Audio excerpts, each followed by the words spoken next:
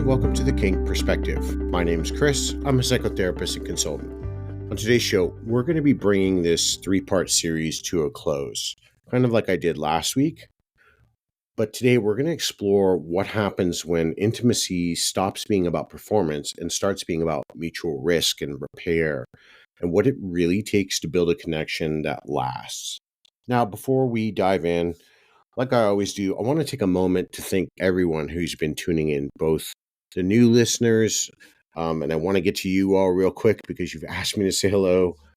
Hola, Brazil, Portugal, Croatia, Russia, the UK, and a few other places in between.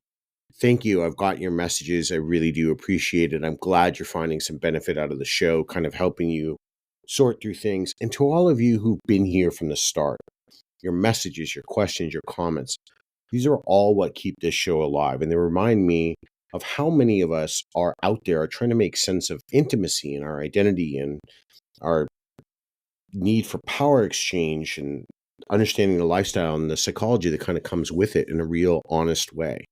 So if you're listening, I would like you to do me one favor, especially if you're on Spotify. Take a moment, rate the show 5 stars. It helps more people find these conversations. If you're on other, platforms like YouTube, like the show, subscribe to it, or wherever you kind of get your, podcasts from. It helps more people find these conversations. And if you want to kind of support the show directly, there is a donation link in the show's description. Every little bit of support goes right back into creating deeper and more thoughtful content for all of you. Now, over the last couple of days, and in some of my writings, we've walked through 2 very different parts of what it means to be known. We started with seen or consumed, and this was the fear of visibility and what happens when being noticed feels more like being used. And then we moved into the hunger to be known, where we talked about the ache to be understood so badly that you start showing too much. It becomes almost a compulsive behavior, hoping that someone will finally stay. Both of these pieces point towards the same wound, the longing to be met and not just be watched. Now, today, we're going to close this circle. We are talking about what comes after the fear and after the hunger, the part where repair begins. This is the space where intimacy becomes shared, where both people reveal themselves with care and choice, not desperation.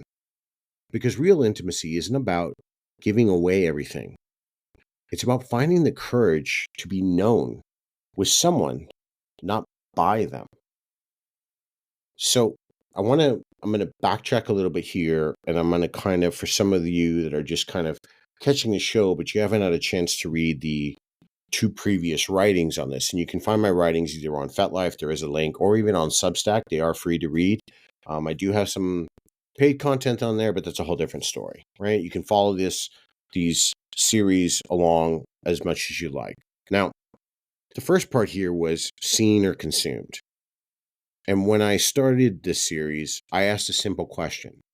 What does it mean to be seen? Now, that sounds harmless enough, but for many people, being visible is never really felt safe. Visibility was tied to being judged, right? Being corrected, being controlled. If you grew up in an environment like that, you learned that being noticed kind of came with a cost. So you learned to adapt. You started performing. You show only pieces that seem acceptable. You were the good child, the compliant student, the easy partner, the person who doesn't make any waves. And it's not deceit, but it is survival. Because if attention was met with scrutiny or rejection, the only way to stay safe was to keep shaping yourself around what others wanted to see. That's how performance becomes protection. And the psychology underneath this is what we call attachment conditioning. Early relationships teach us what kind of visibility is allowed. When love or acceptance is, depends on compliance, you start believing that connection must be earned. You carry that into adulthood, and even without realizing it. And you start reading every interaction for cues. Am I still safe here? Am I still liked? And it's not conscious. It becomes instinctual. It becomes part of a reflex, like how we breathe. And that instinct can make intimacy confusing. You might crave closeness, but only the kind you can control. You only want to be known, but on your terms, because you've learned that letting someone really see you could lead to pain. So you edit yourself even in the places that are supposed to be honest. Relationships, friendships, even kink dynamics that are meant to be, feel freeing. And that's why I wrote that one line. Attention feels like a connection, right? Until you learn how fragile that illusion is. Because attention is not empathy. It's recognition without understanding. Someone can look right at you and still miss who you actually are. They can praise you, they can desire you, they can even obsess over you, and still never actually meet you. That's why visibility turns into consumption. Instead of being witnessed, you become watched. Instead of being known, you become useful. And that shift is really subtle. It can happen in relationships and scenes in our public life, even online. Anywhere your sense of worth gets tied to how much space you take up in somebody else's gaze. And what's dangerous about this pattern is that it starts to feel normal. You get used to trading pieces of yourself for belonging. You start thinking that just, that's what connection costs. But that's not intimacy. That's the old survival story playing itself out again. And you can actually see these things play out on social media, especially people who go through really highs and lows when they're maybe new and they've got a rising platform and they're getting plenty of likes and comments on photos, and then they kind of plateau, and then all of a sudden they start crashing because all people see is something that's curated, but they don't see them, right? And this become the problems with social media because you have to kind of constantly perform to be seen to get that same dopamine rush. And when you're not performing at those levels or something changes in your personal life that, maybe stops or slows your social media exposure, that's going to drop that dopamine rush, right? The fear of being seen is one of the most common patterns I see in my work. It shows up in a lot of different ways. People pleasing, emotional withdrawal, perfectionism, even over sexualization. But underneath all of it is the same fear. If you see all of me, will you stay? And that's a really big question because a lot of people view themselves that they're broken or they're abnormal. And that if I show that to somebody, they're not going to stay with me. That's why this series had to start here. You can't talk about exposure and repair until you name the first wound. The fear of being visible will hurt. It's what drives the next stage we're going to explore, that hunger to be known. Because what usually happens is that people swing from one extreme to another. When the fear of being seen becomes unbearable, you move to the opposite. You start showing everything. You open up too fast, you reveal too much, you are hoping someone will finally stay long enough to see the real you. And you confuse intensity for intimacy. And you start mistaking exposure for connection. But that's the next part. For now, I want you to sit with this question. When do you feel safest hiding? And what part of you are you protecting when you do? Because that's the real beginning of understanding intimacy. Noticing where your fear still lives and what's trying to keep you safe from. The fear doesn't make you broken. It makes you human. But it's also a signal that you've been carrying too much of the past into the present. And if you can see that clearly, if you can really name when performance has taken over connection, then you've already started to repair it. Because the first step towards being known is learning that it's okay to be seen, even when it feels risky. And that's where we're going to go next, into what happens when the need to be understood becomes stronger than the fear of being hurt. And this is what led me to this next segment that I wrote, or part 2 of this, which was the hunger to be known. If the first part was about fear, then this part becomes about the compulsion. So when being unseen becomes unbearable, You start reaching for connection in ways that don't always serve you. The silence of being overlooked becomes too heavy, and you start talking, sharing, opening up to anyone who seems even a little willing to listen to you. And it's not about drama or attention. Don't get me wrong. That's not what I'm saying. It's about trying to fill an emptiness that's been there for years. That's the psychology underneath this. Validation hunger. When someone grows up without consistent affirmation, they start chasing understanding wherever it might appear. It's a kind of repetition compulsion, the unconscious drive to recreate old wounds in the hope of getting a different ending. So you keep putting yourself in situations where you expose too much because some part of you believes that. If you just can find the right person, the right moment, the right depth of honesty, it's going to finally stick. And this time you're going to be seen and it won't hurt. But the problem is that the cycle keeps repeating itself. The very act of overexposure keeps the wound open. You reveal yourself too quickly, the other person pulls back, or they can't hold that and contain it. And the rejection confirms what you've been fearing all along, that being known is dangerous. Now, it's not arrogance that drives this, it's desperation. You keep showing more because you're trying to make sense of yourself through somebody else's eyes. You're not trying to fix the old story of not being enough. Every new reveal feels like it might be the one that finally lands, but it doesn't, because no amount of external recognition can fill the space that was created by neglect or misunderstanding. And you think being seen completely will fix the ache of never being understood. But it only repeats the old wound. And this is where the boundary collapse happens. The need for connection outweighs the sense of safety.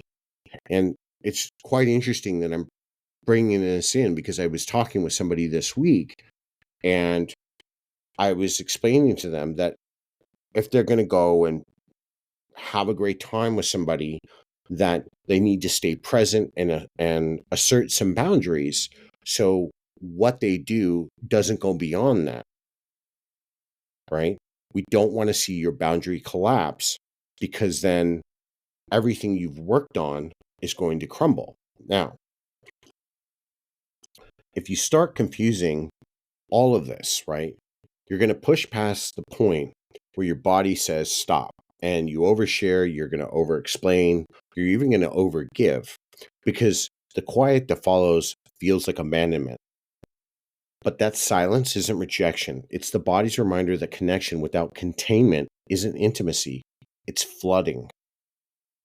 That's why people often tell me that they feel empty after being vulnerable. It's not because they did something wrong. It's because they crossed their own threshold. Real intimacy is built on pacing. You reveal a little bit, you wait, you see if it's met. But when the hunger takes over, you stop pacing. You literally sprint towards closeness, not realizing you've left yourself behind. And when I work with people all the time, I tell them, I don't know how to be vulnerable. I just kind of dump everything at once. I said, then you start small. If you have trust issues, with maybe people of your past, with relationships, you can just say, as you're getting to know somebody, I haven't had the best luck with relationships in the past. And I've struggled to formulate trust bonds. Now, that's it. That's just a small fragment of what you can say, but it actually carries a lot of weight. And what that does is it allows the other person to sit with it. Now, if they can hold that and they can contain that and they can show you that you can trust them with that little bit of information, then you have something. But if they can't even hold that, then that's going to speak volumes to the future of the relationship, right? And these are the things that we look at. Now, when we are looking at this entire picture, you really do see this everywhere in dating, in therapy, in kink, in friendships. Someone shares deeply too soon, and then the other person doesn't meet them at the same depth. So what happens? They feel like they're being rejected. But really what's happening is a mismatch of readiness. One person is revealing from a place of need, and the other from a place of curiosity. And those two energies rarely meet cleanly. That's why it's so important to name this as a compulsion. It's not a choice. It's the nervous system attempt to regulate itself through connection. It's the body's way of saying, hey, please hold me together. And if you don't recognize that, you're going to keep offering yourself to people who are never meant to carry that much out, that never that much of you. So the work here isn't to stop wanting to be known. It's to understand what part of you is doing the wanting. Is it the adult who's ready for reciprocity, or the child that's still begging to be seen? If you can start noticing that, you can slow it down. You can wait long enough to see whether the person across from you can hold what you're offering without turning it into something for themselves. That's where intimacy starts to shift. It stops being about the performance of openness and becomes about the trust to reveal at a pace that keeps both people whole. And this is the hardest place to find balance between hiding and flooding, between the silence and the overexposure. But this middle ground is where repair begins. It's where you stop chasing understanding and start building it, one moment of shared honesty at a time. And that's what's going to bring us to the next part of this conversation: how to make the repair real, how to build a kind of intimacy that doesn't collapse under its own weight. And I know what a lot of you are thinking. That's just not possible. I've been trying for years. But this is where we get to the heart of it: what mutual risk actually means. Now, up to this point, we've talked about the fear, we've talked about the hunger, the two extremes that define how most people experience intimacy. The fear of being seen, the hunger to be known.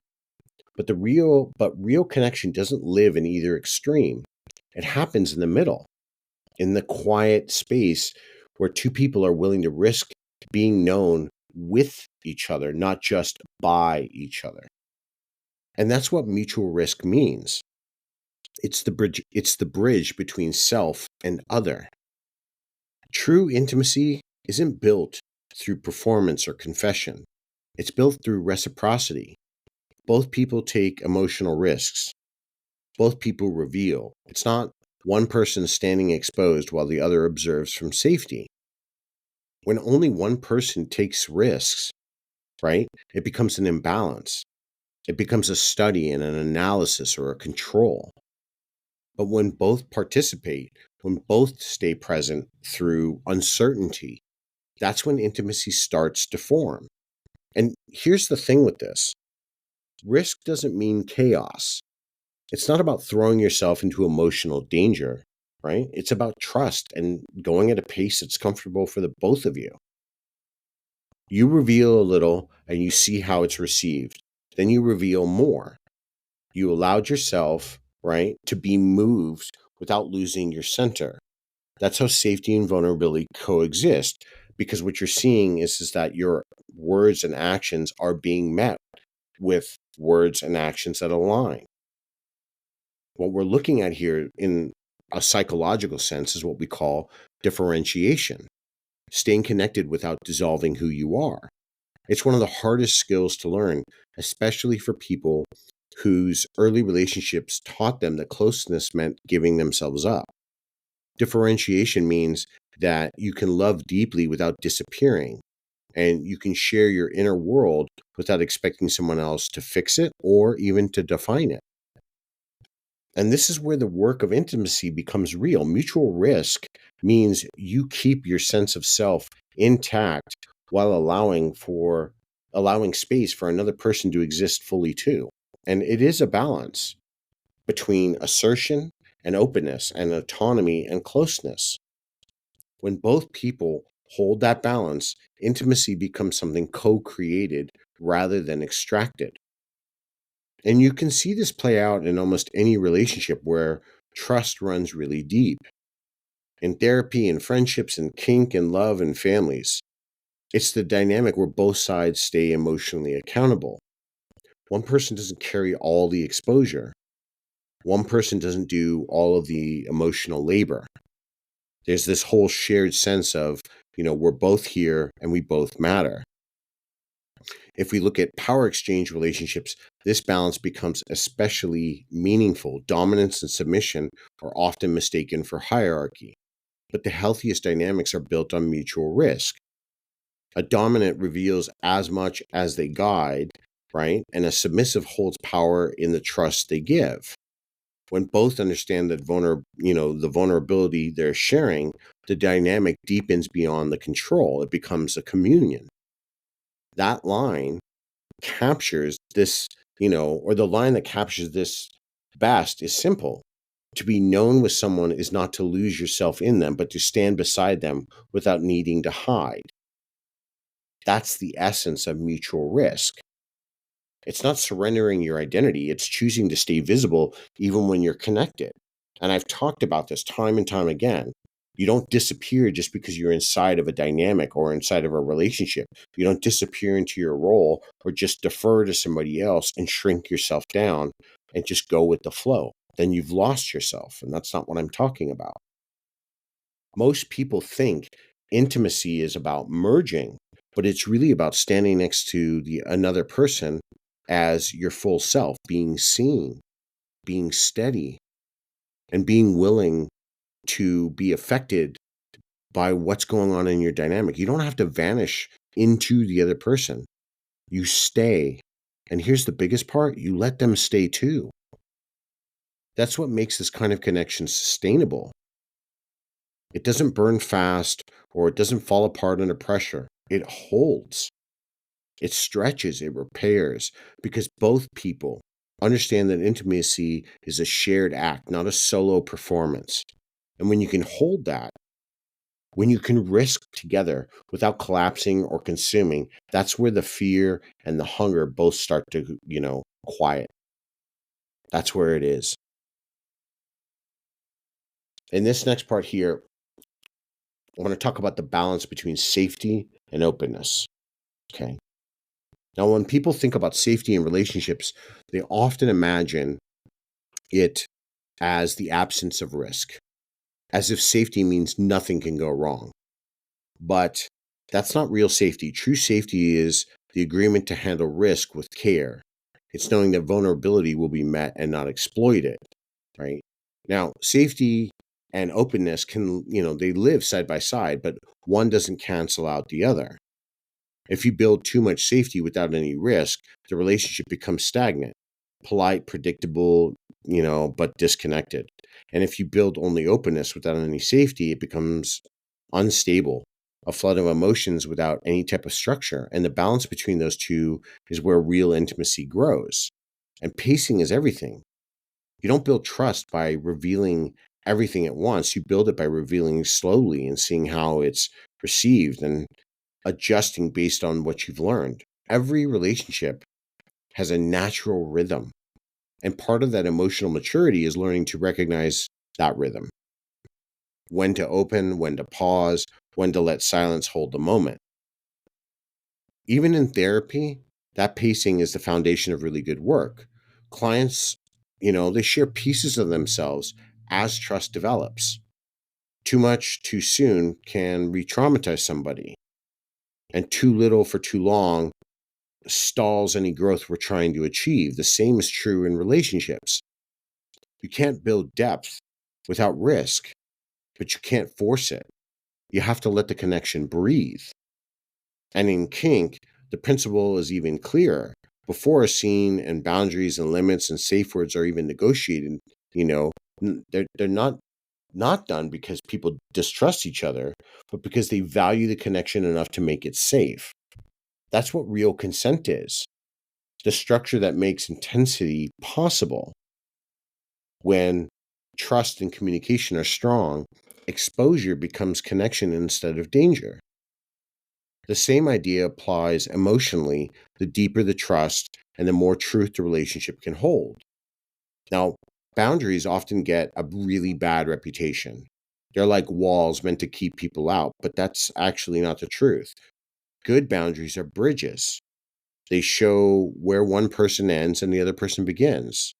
They make closeness possible because they define what's safe. And without boundaries, you don't have intimacy, you have enmeshment. And boundaries aren't about distance, they're about clarity. They make space for the kind of openness that doesn't cost you your sense of self. And that's really the key here. Safety doesn't mean nothing ever hurts. It means that both people agree to handle what comes up with care. It's the understanding that repair is possible, that when something goes wrong, both are going to work to make it right. And that's what makes openness sustainable. I want you to think about the last time someone truly met you. Not because you performed it, not because you earned it, but because you both showed up with honesty. It probably wasn't a perfect moment. It might have been awkward or even uncertain, but something in you relaxed. You didn't have to keep proving yourself. That's the moment where safety and openness find balance. And the psychology underneath this is about regulation, the nervous system's ability to stay ready while you're connected, right? Sorry, stay steady, not ready. Stay steady. Because sometimes we have to find the calm. If our nervous system is always amped up, we're not going to be steady. But when a relationship feels safe, the body stays open. It's receptive. When it feels unsafe, the body gets tense and anxious and it closes up. Real intimacy here isn't about forcing openness. It's about creating that kind of safety that allows it to happen naturally. That's the practice of mutual risk. You don't have to avoid the hard parts, but you don't have to rush them either. You keep pacing yourself and the relationship at the same time. That's what makes intimacy real, not the absence of conflict, but the commitment to navigate through it together. And when you can live in that balance where openness doesn't feel like exposure and safety doesn't feel like hiding, that's when connection becomes something you can actually trust.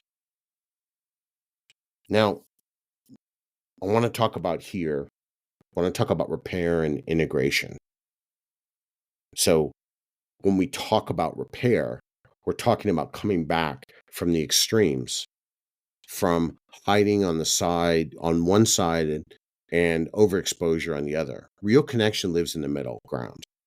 It's not about never slipping into fear or hunger again, but it is about knowing how to find your way back when you do. Now, sorry guys, just grabbing some tea. Yes, I'm still recovering. I'm feeling a lot better, as you can all hear. Thank you for all of your well wishes. The essence, that's the real essence of intimacy here, right? It's that constant vulnerability or endless, it's not that constant vulnerability, sorry, or endless control. It's that rhythm between the two. Healthy intimacy feels steady. It's not thrilling. It's not terrifying. It feels like an exhale.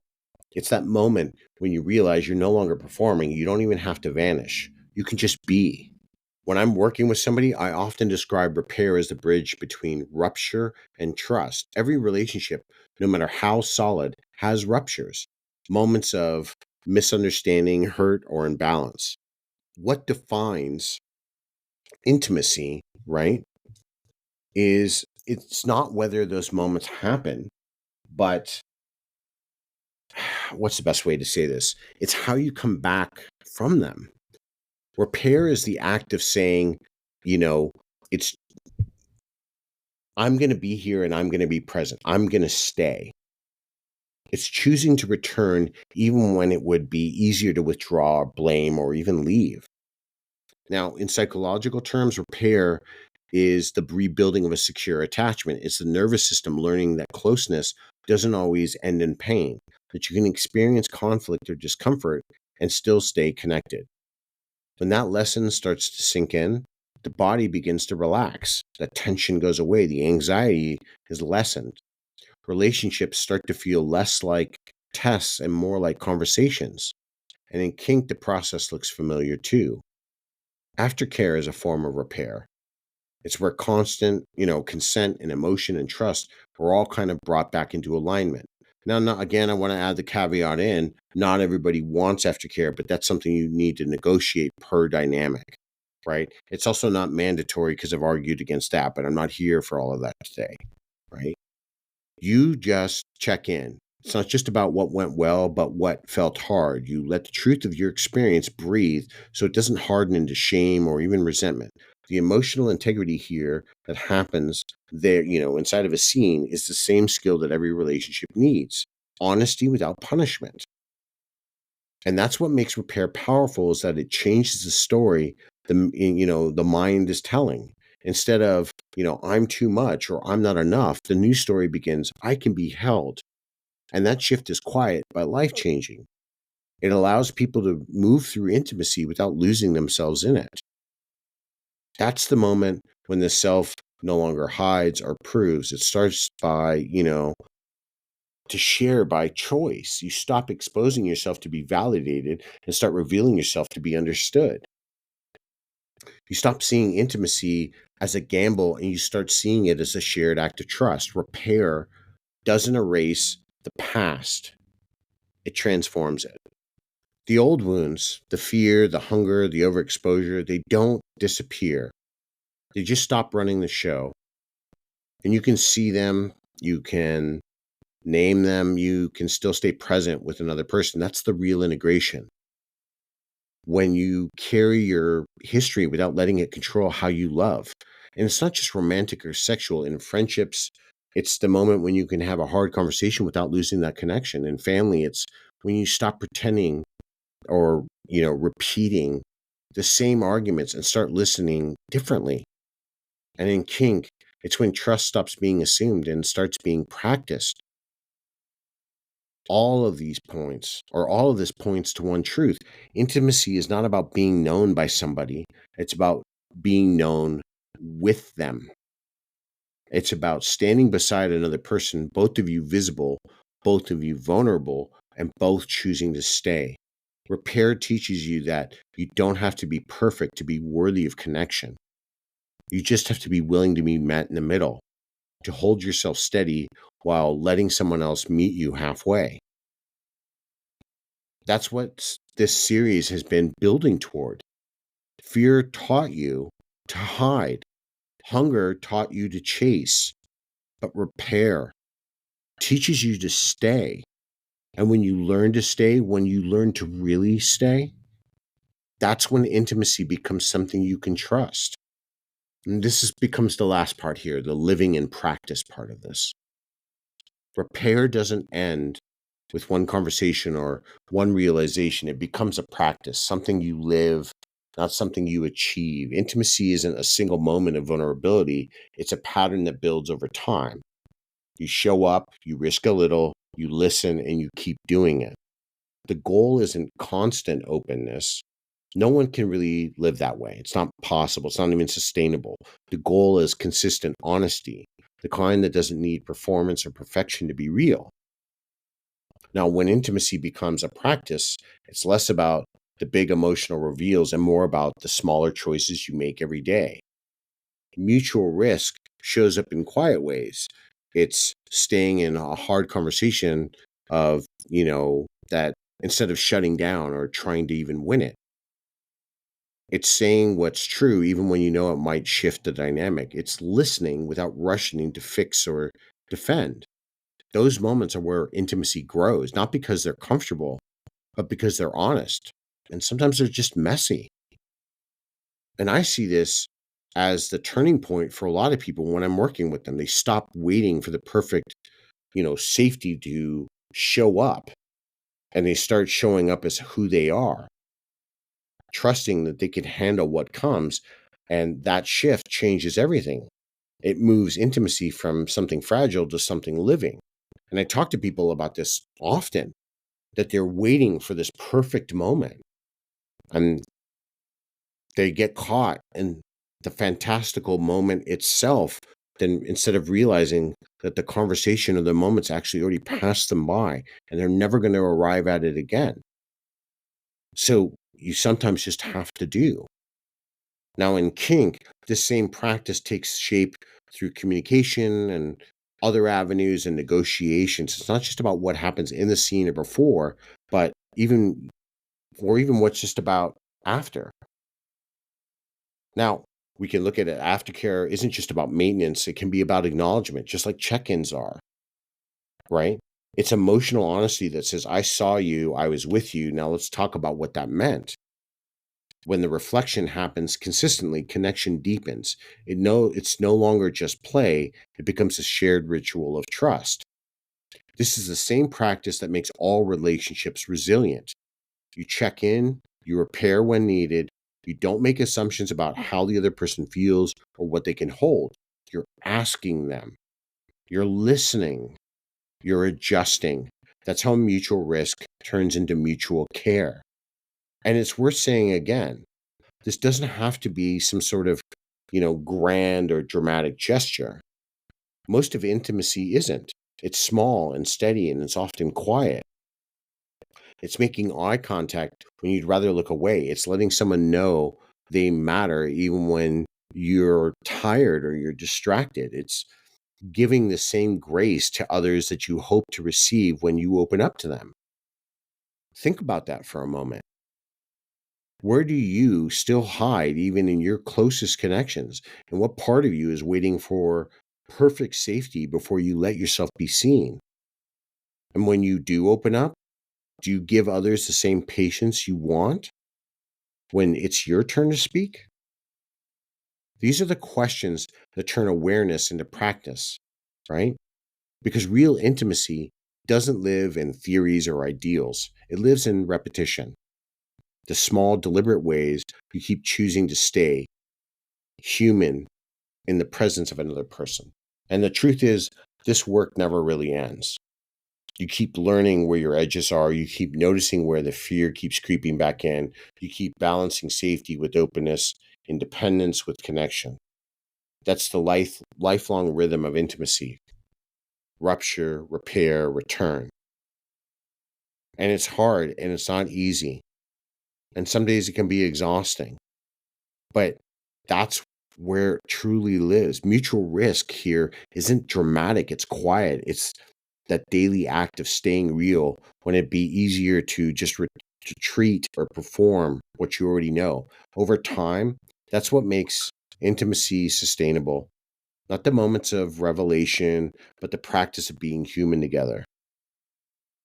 And so, as I'm going to slowly bring this series to a close, that's what I want you to take with you. That intimacy is a living practice, not as a performance, not as an exposure, but as an ongoing act of care. Now, as I bring this second trilogy to a close, I want to bring back the arc to the center of all of this. The fear, the hunger, the repair. We moved from hiding to overexposing to meeting. Each stage here carries its own kind of truth. Fear taught you how to protect yourself. Hunger showed you how much connection still matters. And repair reminded you that you can be known without losing yourself. So the real work begins in what happens next. That part doesn't get written down. It's the way you speak to someone after listening to this. It's the pause before you react, the choice to stay open just a little longer than you used to. That's where this series keeps living, and how you move through the quiet moments that are going to follow.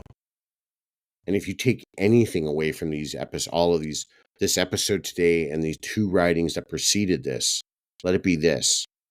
Intimacy isn't found in extremes. It's not the rush of exposure or the safety of silence. It's somewhere in between, in that steady rhythm of two people trying to stay real with each other. The courage to be seen, the restraint not to perform, and the trust to return when things get really hard.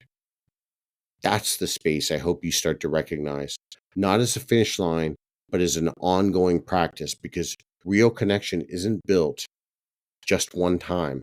It's maintained. It's repaired. It's chosen again and again, sometimes quietly, sometimes with effort, but always with care. So, as I always do, I'm going to leave you all with a question. When you reach for closeness, are you asking to be seen, or are you asking to be met? because intimacy isn't a performance. It's a conversation that never stops. I know this even became a tougher trilogy or series for me to write because, again, as much as I tried to break this down, I couldn't condense this into one writing or just two. This I knew was a series, and it was a very difficult one to write because it hit a lot of home truths for a lot of people. So this is a bigger conversation like I did with the last series. I know I'm going to get a lot of emails and comments about it, and that's great. As always, please just be respectful of everybody else when they're sharing their stuff. That's great. Love when the conversations keep going. Yes. Just to confirm, I am regulating my space a little bit more. Why? Because I'm kind of exhausted by baseless attacks or against each other too. I'm not going to have it. I'll offer, a medium. I'll step in between, but if it gets out of the way, I'm just going to delete or block people, right? Keep the comments respectful. Not saying people aren't, right? And as always, if you want to email me because you don't like being public, I respect that. You can, and you all know I do respond back. I am trying to catch up on everything. I'm still recovering from being sick. And let me explain, somebody asked me in their email, why can't I just wish you to be better? It's not that you can't, and I really do enjoy it, and I thank you for that. Let me explain. Every time somebody messages me or puts a comment, I respond. I want to respond because I want you to know I've read what you said and I want to acknowledge it. However, if I get 500 comments or 500 emails that say, hey, feel better, I'm going to have to write 500 responses. And people will tell me, no, you don't have to. I do. It's part of who I am, right? So I appreciate it. I'm just going to say thank you for all the well wishes. I am better. I'm on the mend. I've got a couple more days worth of medication, and then we'll see where I'm going. I haven't been coughing as much. Last week was really bad. I had a lot of editing to do. Anyway, let's move to You're Famous Now, because, that's always a fun part of the show for me at the end. And I know people are starting to get a kick out of it because they don't really believe the stuff that I hear. But let's talk about Sublime on the East Coast.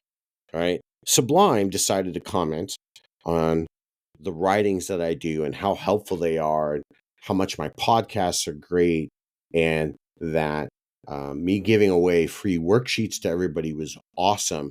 But how dare I put up an advertisement at the end of my therapy services, or I put them in the worksheets that I provide for free?